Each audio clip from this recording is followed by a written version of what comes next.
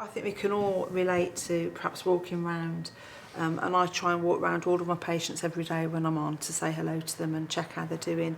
And we must all have a situation where you've looked at a patient and there isn't anything obvious, their observations are stable, and there's just something about them you think, I'm just not happy with the way you are, and you'll get the doctor and then you're trying to explain to a junior doctor why it is, because they're very sort of factual, aren't they, and linear in their thinking, I think, sometimes the junior doctors.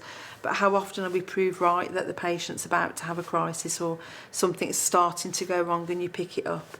And that just comes with experience and looking after a lot of people for a long time, for a lot of years, yeah. I was lucky that I did my management placement on the ward where I got a job, so when I got my PIN number I was already well integrated into the team. I mean, I'm happy to say that my team's a fabulous team, and I know that if I was struggling, I would say to them, you know, can you give me a hand? I need to do this, I don't know how to do this. But I think if you've got the strength and the personality to say, you know, oh, my ward manager, can I please be on the IV course? Can I please be on the venipuncture course? You know, anything. As long as you keep going and saying, I'm really interested in doing this, can I do this?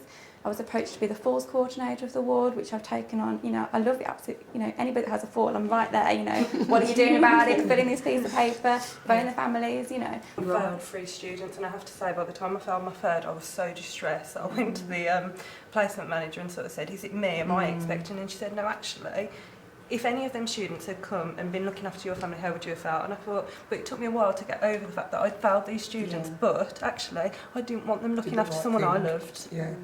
I think you have to have the skill of compassion. You have to have the skill of being empathetic. You have to have the skill of taking it on the chin a lot of times, you know.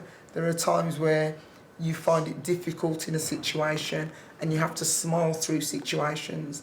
When you're caring for people who are terminally ill and you're smiling them through their day,